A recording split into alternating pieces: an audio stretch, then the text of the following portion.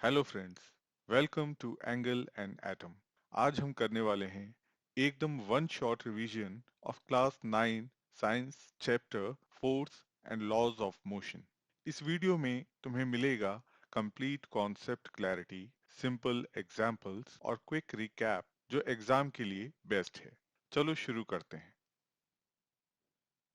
Friends, एक simple सवाल। अगर आप एक शॉपिंग कार्ट को पुश करते हो या एक बॉल को हिट करते हो या एक रबर बॉल को स्क्वीज करते हो, क्या कॉमन है इन सब में? आंसर है फोर्स। आज हम समझने वाले हैं कि फोर्स एक्चुअली होता क्या है और उसके इफेक्ट्स क्या होते हैं। सबसे पहले डेफिनेशन क्लियर करते हैं। फोर्स एक एक्सटर्नल एफर्ट है, पुश या पुल, जो किसी ऑब्जेक्ट की स्टेट को चेंज करता है या चेंज करने की टेंडेंसी रखता है। मतलब अगर कोई चीज रेस्ट में है, फोर्स उसे मूव करवा सकता है। अगर मोशन में है, फोर्स उसकी स्पीड, डायरेक्शन या शेप चेंज कर सकता है। एग्जाम्पल देखो, एक शॉपिंग कार्ट रेस्ट में है, वेलोसिटी v 0 है। जब हम फोर्स अप्लाई करते हैं, कार्ट मोशन में आ जाता है, वेलोसिटी v 0 से ज्यादा हो जाती है। सिंपल पुश से रेस्ट से मोशन में ट्रांजिशन हो गया। ये है change in state of motion. अब हॉकी लवर्स के लिए एग्जाम्पल।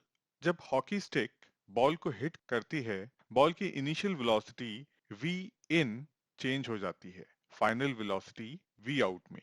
डायरेक्शन भी चेंज हो जाता है। फोर्स ने बॉल की स्पीड और डायरेक्शन दोनों ऑल्टर कर दिए। ये है change in velocity. Third effect, जब हम एक सॉफ्ट बॉल को स्क्वीज करते हैं, फोर्स दोनों साइड से अप्लाई होता है और बॉल डिफॉर्म हो जाती है। मतलब शेप और साइज चेंज हो गया। ये है change in shape and size.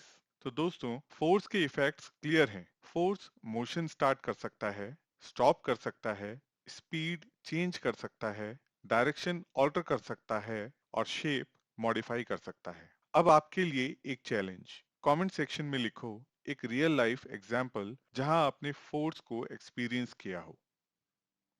अब एक important concept, balanced versus unbalanced forces. देखो, अगर किसी ब्लॉक पर इक्वल और ऑपोजिट फोर्सेस लग रहे हैं, जैसे F1 एंड F2 दोनों बराबर हैं, तो नेट फोर्स जीरो हो जाता है। रिजल्ट, ऑब्जेक्ट अपनी स्टेट ऑफ रेस्ट या मोशन में कोई चेंज नहीं करता। लेकिन अगर फोर्सेस अनइक्वल हैं, जैसे F1 बड़ा है और F2 छोटा, तो नेट फोर्स जीरो नहीं होता। रिजल्ट, ऑब्जेक्ट एक्सेलरेट करता है, यानी स्पीड या डायरेक्शन चेंज हो जाता है। ये ही डिफरेंस है बैलेंस्ड और अनबैलेंस्ड फोर्सेस का। कमेंट सेक्शन में एक रियल लाइफ एग्जांपल लिखो जहां तुमने बैलेंस्ड फोर्स एक्सपीरियंस किया हो और एक एग्जांपल जहां अनबैलेंस्ड फोर्स ने मोशन चेंज किया हो। Newton's first law of motion. Newton's first law को हम लॉ ऑफ इनर्शिया भी कहते हैं। सिंपल वर्ड्स में, एक ऑब्जेक्ट अपनी स्टेट ऑफ रेस्ट या यूनिफॉर्म मोशन में तब तक रहता है जब तक कोई अनबैलेंस्ड फोर्स उस पर एक्ट ना करे। देखो, ये बुक टेबल पर रेस्ट में है। अगर कोई फोर्स अप्लाई ना करे तो ये हमेशा यहीं रहेगी। इसी को इनर्शिया कहते हैं। ऑब्जेक्ट्स नेचुरली अपनी स्टेट को चेंज करने से रेजिस्ट करते हैं। गैलीलियो के ऑब्जर्वेशंस पर बेस्ड है ये लॉ और न्यूटन ने इसे फॉर्मलाइज किया। अब तुम बताओ एक रियल लाइफ एग्जांपल इनर्शिया का जो तुमने खुद एक्सपीरियंस किया हो। जैसे कार सडनली ब्रेक लगाए तो तुम आगे क्यों झटके से मूव करते हो। अब बात करते हैं इनर्शिया की, यानी मैटर की स्टबननेस। मतलब ऑब्जेक्ट्स अपनी स्टेट चेंज करने से नेचुरली रेजिस्ट करते हैं। इनर्शिया के तीन टाइप्स होते हैं, inertia of rest, inertia of motion and inertia of direction. चलिए पहले इनर्शिया ऑफ रेस्ट समझते हैं। जब बस सडनली स्टार्ट करती है, पैसेंजर्स पीछे गिर जाते हैं। और एक और सिंपल एग्जांपल, क्लास में सोया हुआ स्टूडेंट, अगर टीचर उसे ना जगाए तो वो अपनी रेस्ट स्टेट में ही रहता है। Just kidding. Second is inertia of motion. जब बस सडनली ब्रेक लगाती है तो पैसेंजर्स आगे गिर जाते हैं क्योंकि उनका बॉडी मोशन में था और वो रेजिस्ट कर रहा था रेस्ट में आने से। Third is inertia of direction. जब कार शार्पली टर्न करती है, पैसेंजर्स बाहर की तरफ स्वै कर जाते हैं क्योंकि उनका बॉडी अपनी ओरिजिनल डायरेक्शन मेंटेन करना चाहता है। ये ही है इनर्शिया। ऑब्जेक्ट्स अपनी स्टेट को चेंज करने से अपोज करते हैं। कमेंट सेक्शन में लिखो, तुमने इनर्शिया का सबसे ज्यादा पावरफुल एग्जाम्पल कब एक्सपीरियंस किया? कार ब्रेक लगाते ही आगे झटका या रोलर कोस्टर टर्न पे स्वै। अब एक और इम्पोर्टेंट टॉपिक, इनर्शिया और मास। इनर्शिया डायरेक्टली मास पर डिपेंड करता है। मतलब जितना ज्यादा मास होगा उतना ज्यादा इनर्शिया होगा। देखो, अगर बकेट खाली है तो उसका मास कम है, इनर्शिया भी कम है, इसलिए उसे मूव करना इजी है। लेकिन अगर बकेट टी से भरा है तो मास ज्यादा है, इनर्शिया भी ज्यादा है और उसे मूव करना मुश्किल हो जाता है। इसीलिए हम कहते हैं mass is the quantitative measure of inertia. एक फोर्स जो कार को एक्सेलरेट कर देता है, वही फोर्स ट्रेन को बेयरली मूव करेगा क्योंकि ट्रेन का मास और इनर्शिया मासिव होता है। अब एक और fundamental concept, momentum. Momentum basically एक ऑब्जेक्ट की क्वांटिटी ऑफ मोशन होती है। फॉर्मूला सिंपल है, momentum P is equal to mass m multiplied by velocity v, यानी mass multiplied by velocity. Momentum एक वेक्टर क्वांटिटी है, मतलब इसका मैग्नीट्यूड के साथ साथ डायरेक्शन भी होता है जो वेलोसिटी के डायरेक्शन के सेम होता है। और एक इंपॉर्टेंट एग्जाम पॉइंट, मोमेंटम का एसआई यूनिट होता है केजी मीटर पर सेकेंड, यानी किलोग्राम मीटर पर सेकेंड। मतलब अगर एक ऑब्जेक्ट का मास किलोग्राम्स में है और वेलोसिटी मीटर्स पर सेकेंड में है तो उसका मोमेंटम किलोग्राम मीटर पर सेकेंड में मेजर होता है। एग्जाम्पल देखो, एक हैवी ट्रक अगर स्लो स्पीड से चल रहा है तो भी उसका मोमेंटम हाई होगा क्योंकि मास बहुत ज्यादा है। और एक छोटी बुलेट अगर हाई स्पीड से चल रही है तो उसका मोमेंटम भी हाई होगा क्योंकि वेलोसिटी बहुत ज्यादा है। मतलब मोमेंटम मास और वेलोसिटी दोनों पर डिपेंड करता है। अब देखते हैं Newton's second law of motion. Newton second law कहता है कि फोर्स डायरेक्टली प्रोपोर्शनल होता है rate of change of momentum की। मतलब जब हम किसी ऑब्जेक्ट पर अनबैलेंस्ड फोर्स अप्लाई करते हैं तो उसका मोमेंटम चेंज होता है, और जितना ज्यादा फोर्स होगा उतना फास्ट मोमेंटम चेंज होगा। फॉर्मूला सिंपल है, force is directly proportional to change in momentum upon time taken, यानी फोर्स प्रोपोर्शनल है change in momentum divided by time taken. अगर तुम छोटे टाइम में मोमेंटम चेंज करना चाहते हो तो ज्यादा फोर्स लगाना पड़ेगा। चलिए अब डिराइव करते हैं न्यूटन सेकंड लॉ का formula, force F equals mass into acceleration, that is ma। Initial momentum p1 निकालते हैं, ये हो जाता है mass into initial velocity u। Final momentum p2 होता है mass into final velocity v।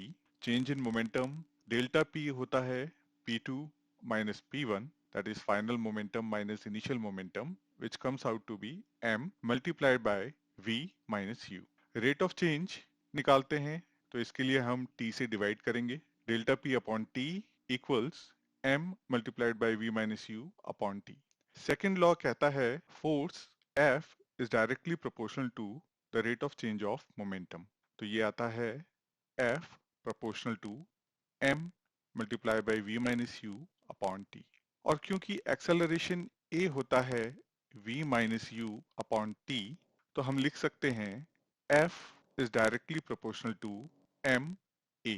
इसको हम लिख सकते हैं F equals k multiplied by m a। ऐसा यूनिट में कांस्टेंट ऑफ प्रोपोर्शनैलिटी k को हम 1 लेते हैं तो ये इक्वेशन बन जाती है F equals ma, that is force equals mass multiplied by acceleration। SI unit of force is Newton। 1 Newton is that force which accelerates 1 kg of mass by 1 meter per second square। मतलब 1 Newton वो force है जो 1 kg मास को 1 metre पर second square acceleration देती है। चलिए अब देखते हैं एक real life application of Newton second law. Cricket ball catch करना। जब फील्डर बॉल कैच करता है तो उसका गोल होता है इम्पैक्ट फोर्स को कम करना। फॉर्मूला याद रखो, F is equal to delta P upon T, that is change in momentum upon time taken. यानी फोर्स इनवर्सली प्रोपोर्शनल होता है टाइम टेकन T के। अगर फील्डर अपने हाथ पीछे खींचता है तो बॉल को स्टॉप करने का टाइम T बढ़ जाता है, और जब टाइम ज्यादा हो जाता है तो रिक्वायर्ड फोर्स कम हो जाता है। रिजल्ट, हाथ पर कम इम्पैक्ट और इंजरी अवॉइड हो जाती है। इसीलिए तुमने हमेशा देखा होगा प्रोफेशनल फील्डर्स बॉल कैच करते वक्त अपने हाथ नेचुरली पीछे ले जाते हैं। Newton's third law of motion. Newton's third law कहता है to every action there is an equal and opposite reaction. मतलब फोर्सेस हमेशा पेयर्स में आती हैं, इक्वल मैग्नीट्यूड की होती हैं और ऑपोजिट डायरेक्शन में एक्ट करती हैं। एग्जाम्पल देखो, जब हम अपना फुट रोड पर पुश करते हैं वो एक्शन फोर्स है। रोड तुरंत हमारे फुट को इक्वल और ऑपोजिट रिएक्शन फोर्स के साथ पुश करता है, और इसी रिएक्शन फोर्स की वजह से हम वॉक कर पाते हैं। यानी बिना रिएक्शन फोर्स के वॉकिंग पॉसिबल ही नहीं होती। एक और एग्जांपल लेते हैं। जैसे तुम बास्केटबॉल को बाउंस करते हो, बॉल फ्लोर पर पुश करती है, दैट इज एक्शन फोर्स, और फ्लोर बॉल को इक्वल और ऑपोजिट फोर्स के साथ ऊपर पुश करता है, which is the reaction force. इसीलिए बॉल बाउंस करती है। न्यूटन्स थर्ड लॉ कहता है to every action there is an equal and opposite reaction. Example देखो, जब गन बुलेट को एक्सेलरेट करती है वो एक्शन फोर्स है। बुलेट तुरंत गन पर इक्वल और ऑपोजिट फोर्स लगाती है जिसे हम रिकॉइल कहते हैं। इंपॉर्टेंट पॉइंट, एक्शन और रिएक्शन फोर्सेस एक ही ऑब्जेक्ट पर एक्ट नहीं करते, बल्कि दो अलग अलग बॉडीज पर एक्ट करते हैं। इसीलिए ये फोर्सेस कैंसिल नहीं होते। बुलेट अलग बॉडी पर फोर्स फील करती है और गन अलग बॉडी पर रिकॉइल फोर्स फील करती है। इसी वजह से जब बुलेट फायर होती है गन पीछे की तरफ जर्क करती है। एक और एग्जांपल से समझते हैं। जैसे तुम ट्रैम्पोलिन पर जंप करते हो, तुम ट्रैम्पोलिन को पुश करते हो विच इज द एक्शन फोर्स, और ट्रैम्पोलिन तुम्हें इक्वल और ऑपोजिट फोर्स के साथ ऊपर पुश करता है which is the reaction force. Same law apply होता है। अब एक fundamental principle, law of conservation of momentum, ये कहता है कि अगर सिस्टम आइसोलेटेड है और कोई एक्सटर्नल अनबैलेंस्ड फोर्स एक्ट नहीं कर रहा तो टोटल मोमेंटम हमेशा कंजर्व होता है। मतलब total momentum before equals total momentum after. Equation से समझते हैं, m a u a plus m b u b is the total momentum before, which is equal to MAVA plus MBVB, that is the total momentum after. Example देखो, gun और bullet firing से पहले दोनों rest में है, total momentum zero है। Firing के बाद बुलेट राइट साइड में मोमेंटम प्लस पी के साथ जाती है और गन लेफ्ट साइड में रिकॉइल के साथ मोमेंटम माइनस पी के साथ मूव करती है। दोनों का सम फिर भी जीरो होता है, मतलब टोटल मोमेंटम कंजर्व हो गया। मोमेंटम का ऐसा यूनिट होता है किलोग्राम मीटर पर सेकेंड। ये डिटेल एग्जाम के लिए बहुत इंपॉर्टेंट है। एक एग्जाम्पल से समझते हैं। रॉकेट प्रोपल्शन एकदम न्यूटन्स थर्ड लॉ और कंजर्वेशन ऑफ मोमेंटम का एप्लीकेशन है। जब रॉकेट अपने इंजन से हॉट गैसेस को हाई वेलोसिटी से पीछे की तरफ एक्सपेल करता है वो एक्शन फोर्स होता है।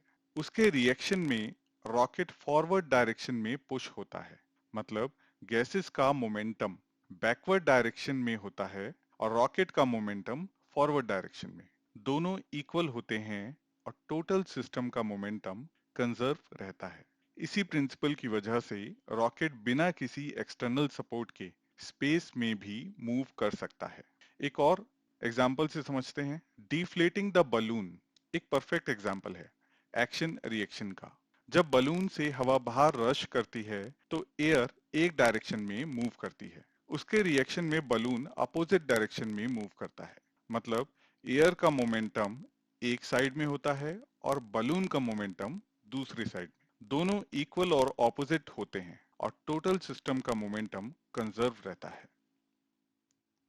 चलो अब एक क्विक रिकैप करते हैं। Newton's three laws of motion plus conservation of momentum. First law, inertia. Objects अपनी स्टेट चेंज करने से रेजिस्ट करते हैं। इनर्शिया डायरेक्टली मास पर डिपेंड करता है। ज्यादा मास, ज्यादा inertia. Second law, force. Force होता है rate of change of momentum. Formula याद रखो, F equals ma, that is mass into acceleration, और SI यूनिट होता है newton. Third law, action reaction. हर एक्शन के लिए एक इक्वल और ऑपोजिट रिएक्शन होता है। इंपॉर्टेंट पॉइंट, ये फोर्सेस अलग अलग बॉडीज पर एक्ट करते हैं, इसीलिए कैंसिल नहीं होते। Conservation of momentum. अगर सिस्टम आइसोलेटेड है और कोई एक्सटर्नल फोर्स नहीं है तो टोटल मोमेंटम हमेशा कंजर्व होता है। That is P initial equals P final. यही है कंप्लीट चैप्टर का एकदम क्रिस्प समरी, जो तुम्हें एग्जाम के लिए फुल मार्क्स दिला सकता है। Thank you for watching. अगर तुम्हें वीडियो पसंद आया हो तो लाइक करो, अपने दोस्तों के साथ शेयर करो, और नए फिजिक्स कॉन्सेप्ट सीखने के लिए चैनल को सब्सक्राइब करना मत भूलना। एंगल एंड एटम के साथ फिजिक्स को मास्टर करो, सिंपल, क्लियर और एंगेजिंग वे में।